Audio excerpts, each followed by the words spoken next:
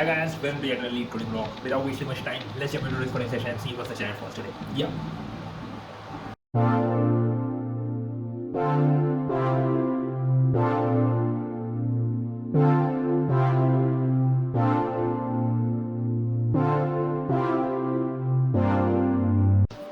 Hi guys, I'm back from my coding session और जो आज का क्वेश्चन था वो था अच्छा क्वेश्चन है. बेसिकली मैंने इसको 2 बार सबमिट किया आज तक और आज का क्वेश्चन का नाम है फाइंड द डुप्लीकेट नंबर. वैसे तो बहुत क्वेश्चन ईजी है. आपको एक एरे दिया गया है जिसके अंदर बहुत सारे एलिमेंट है और उसमें एक एलिमेंट है जो डुप्लीकेट है. मैंने पहले अच्छे से पढ़ा नहीं था क्वेश्चन, तो क्या हुआ था they said that without modifying the array आपको कांस्टेंट स्पेस यूज़ करके वो नंबर आइडेंटिफाई करना है. तो मैंने एरे को मॉडिफाई कर दिया और कांस्टेंट स्पेस में आंसर निकाल दिया था. तो बेसिकली क्योंकि ये 1 से n तक नंबर इंक्लूड करता है, ठीक है, वेयर n इज इंक्लूसिव, तो आप अपने एरे को इंडेक्सेस की तरह ट्रीट कर सकते हो, है ना. अगर आप देख रहे हो लाइक अगर आपको ये बोला है कि 5 है, 5 एलिमेंट है, तो वो 1 से लेके 5 तक ही एलिमेंट रहेंगे, ठीक है. और अगर वैसा है तो फिर आप कहीं ना कहीं ये बोल सकते हो कि every number is an actually index होंगी, -1 करके हर नंबर एक इंडेक्स ही तो आएगा. जैसे 1 0 पे ये 1 ये 2 काइंड ऑफ, समझ रहे हो मैं क्या बोल रहा हूँ, है ना. तो वो थी एक बात.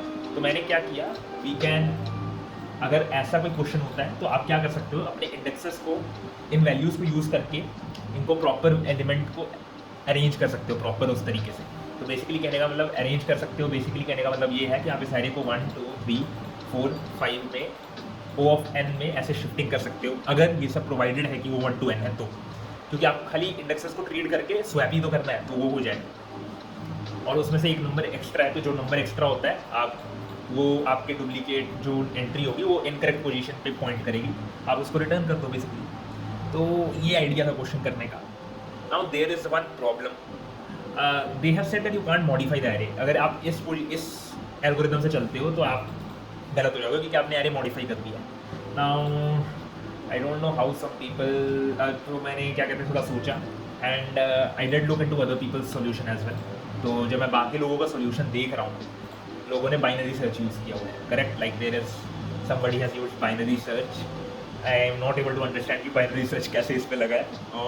आई डू अंडरस्टैंड जो हमने कल क्वेश्चन किया था उसके अंदर kind of binary search use हो रहा था, जैसे कि आप 2 हाफ्स में रोटेटेड सर्च, जो रोटेटेड सॉर्टेड मैट्रिक्स है, एरे है जिसके अंदर आपको वो फाइंड करना था टारगेट, वो 2 हाफ्स में एरे को डिवाइड कर देता है, करेक्ट. तो कहीं ना कहीं ये भी कुछ उस तरह का, लेकिन गारंटीड नहीं है ना कि आपका एरे सॉर्टेड होगा. That is also the factor. तो I don't know how people have appeared with the binary search algorithm. हाँ, एक जगह बाइनरी सर्च की एल्गोरिथम जो दिख रही है वो ये है कि आप जानते हो कि 1 से लेके n एलिमेंट है, करेक्ट. तो आप क्या कर सकते हो, इस 1 to n के बीच में बाइनरी सर्च लगा सकते हो. कितने एलिमेंट बड़े हैं वो आप लेफ्ट साइड में काउंट करके उस हिसाब से राइट साइड में शिफ्ट कर लो. अगर आप कितने एलिमेंट छोटे हैं उस हिसाब से राइट साइड को बैलेंस आउट करके आप लेफ्ट साइड में शिफ्ट कर लो, वो कर सकते हो. लेकिन आई फील लाइक इसमें कम्प्लेक्सिटी ज़्यादा हो जाएगी ना. लाइक अगर आप इसी लूप को देख लो, while low is less than equal to high, that is log n, and ये वर्स्ट केस में ये तो n जा ही सकता है, correct. So it is n log n. I don't know why I will do it, correct. And फिर वैसे ही लोगों ने, फिर किसी ने हैश मैप यूज़ किया है, किसी ने क्या कहते हैं काउंटिंग यूज़ कर ली. काउंट यूज़ कर लोगे तो आप मेमोरी यूज़ कर ले रहे हो, तो आपको कॉन्स्टेंट मेमोरी में यूज़ करना है. तो मैं सोच ही रहा था, देन मेरे को एक वीडियो याद आई. तो मेरी वीडियो नहीं, लाइक तो मैं बहुत सारा कंटेंट ऑनलाइन कंज्यूम करता हूँ, तो उस पे से है जोमा टेक. तो जोमा की वीडियोस बहुत फ़नी होती हैं. तो what if programming was an anime, तो उसका एक ये वीडियो है. तो उसके अंदर उसने कभी एक एल्गोरिथम का नाम लिया था जिसका नाम था टर्टल एंड हेयर एल्गोरिथम. क्या है टर्टल एंड हेयर एल्गोरिथम? तो आपने सुना होगा क्या होता है ना, टर्टल कछुए और खरगोश की कहानी जो है, और हेयर बोलते हैं शायद कछुए, क्या कहते हैं खरगोश को, रैबिट वैसे. तो थिंग इज, जो टर्टल है वो स्लो चलता है और जो रैबिट था वो बहुत फास्ट चल रहा था, करेक्ट. यही था उस स्टोरी में. कहीं ना कहीं जाके रैबिट सो गया था, तो टर्टल और रैबिट मिल जाते हैं, उसके बाद टर्टल आगे निकल जाता है. यही कहानी थी. तो ये एल्गोरिदम जो टर्टल एंड हेयर एल्गोरिदम है, ये भी उसी तरह का है. तो जिन्होंने मिड एलिमेंट ऑफ निकलेस निकाला है उनको याद होगा, या फिर साइकिल है कि नहीं है, वो भी क्या कहते हैं एक तरह से एल्गोरिदम जो है स्लो और फास्ट की, वही टर्टल एंड हेयर एल्गोरिथम है एक्चुअली, स्लो पॉइंटर और फास्ट पॉइंटर मतलब. तो ये जो डुप्लीकेट नंबर है ये उसी अप्रोच का क्वेश्चन है बेसिकली. कहने का मतलब ये है कि अगर आपको 1 3 4 2 2 मिला है, करेक्ट, तो आपको क्या यहाँ पे देखना है ना कि ये जो लास्ट टू है आप इसको साइकिल आउट कर सकते हो, यानी कि आप ये बोल सकते हो ये जो टू है क्या कहते हैं अपने एलिमेंट टू को रिप्रेजेंट करेगा, एक टू जो है ना 0 1 2 मतलब इधर, तो ये बार बार इधर जाके रिपीट होने लग पड़ेगा। करेक्ट, दोबारा देखते हैं क्या होगा 3 1 3 4 2, तो मान लो ये 0 इंडेक्स पे है, ये इस पे है, ये आया 3 तो 0 1 2 ये वापस इधर चला जाएगा।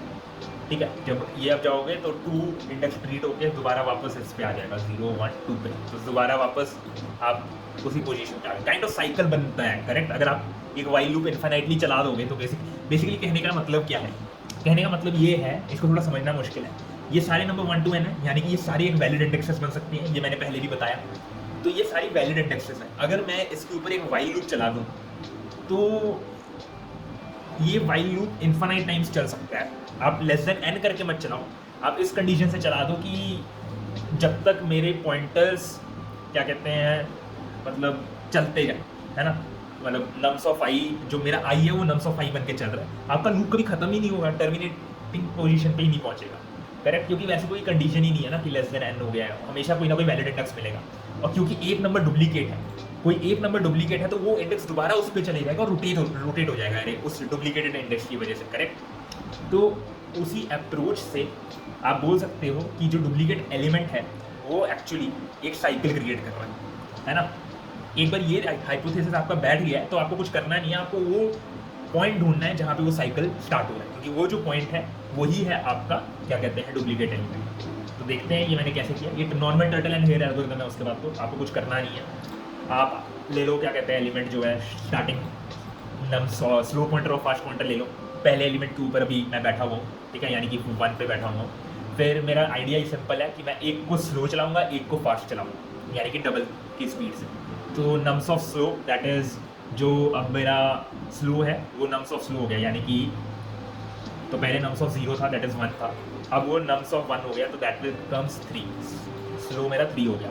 इतनी देर मेरा जो फास्ट है वो एक्चुअली डबल स्पीड से चलता है। करेक्ट, तो क्या होगा, तो फास्ट जो है वो एक्चुअली पहले तो फास्ट भी 1 था, नम्स ऑफ 1 3 था, अब वो नम्स ऑफ 3 हो गया 0 1 2 3, तो वो 4 पे पहुंच गया मेरा ऑलरेडी 0 1 2 3, हाँ ऑलरेडी 2 पे पहुंच गया बेसिकली, है ना।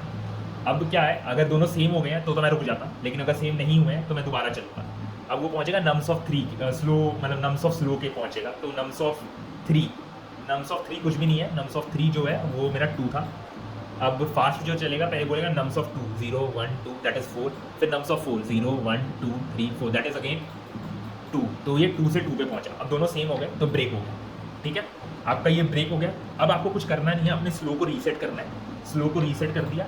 अब आपको नॉर्मल 1 की स्पीड से चलना है जब तक फास्ट और स्लो सेम नहीं हो जाते।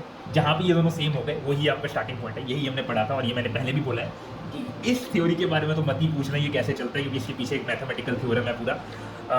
वो देखेंगे, कभी डिस्कस करेंगे जब मैं अच्छे से समझ लूँगा, अभी मैं खुद समझने की कोशिश कर रहा हूँ।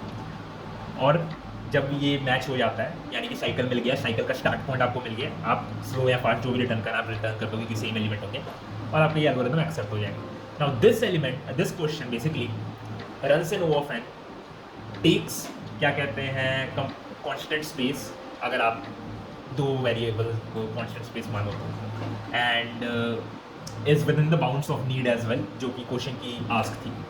ये बहुत इंपॉर्टेंट होता है कि आप किसी इंटरव्यूअर की अप्रोच या फिर वो जो चाहता है उसको आप सोच सको, तो यहाँ पे ये बहुत इंपॉर्टेंट था। और I guess can you solve it in linear run time was the follow up question, तो हमने लीनियर में ही सॉल्व किया, which is the most important thing कि आपने पहली बार में ही लीनियर में सॉल्व कर दिया। बट या तो कभी कभी फ़नी वीडियोस देख के भी फ़ायदा हो जाता है, तो फ़नी टेक वीडियोस देख लिया करो, अच्छी बात है। आई गेस फास्ट कोडिंग अटैचर देख लीजिएगा, उसमें आई गेस दोनों अप्रोचेस कवर्ड हैं। जो मैंने पहले एरे मॉडिफाई किया था वो वाली भी कवर्ड है, जिसमें मैंने एरे मॉडिफाई नहीं किया वो भी कवर्ड है ना, मतलब ये वाली, तो दोनों ही कवर्ड है। फास्ट कोडिंग है तो दिख ही जाएगा वैसे तो, है ना। आज के लिए बस इतना ही, उम्मीद करता हूँ आपको ये अच्छा लगा होगा। डू लाइक एंड सब्सक्राइब, मैं आपको कल